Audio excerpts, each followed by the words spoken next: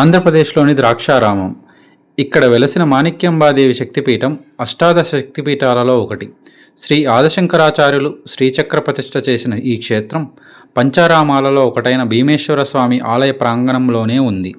ఇది అత్యంత శక్తివంతమైన క్షేత్రంగా పరిగణించబడుతుంది. సతీదేవి ఎడమచంప ఈ పవిత్ర క్షేత్రంలో పడిందని పురాణం చెబుతుంది.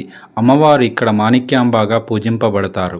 ఇతర శక్తిపీఠాలకు భిన్నంగా ఇక్కడ అమ్మవారి విగ్రహం, శ్రీచక్ర యంత్రం ఒకే చోట ఉంటాయి. ఇక్కడ భైరవుడిగా భీమేశ్వర స్వామి వెలిసి ఉన్నారు. ఈ ఆలయం పంచారామ క్షేత్రాలలో కూడా ఒకటి కావడం విశేషం. ఇది త్రిలింగ దేశంలోని కీలక్షేత్రం.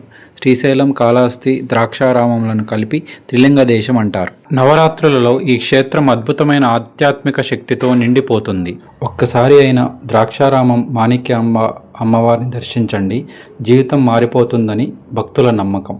జై మాణిక్యాంబ అని కమెంట్ చేయండి. నెక్స్ట్ పార్ట్లో కామాఖ్యాదేవి శక్తిపీఠం గురించి తెలుసుకుందాం.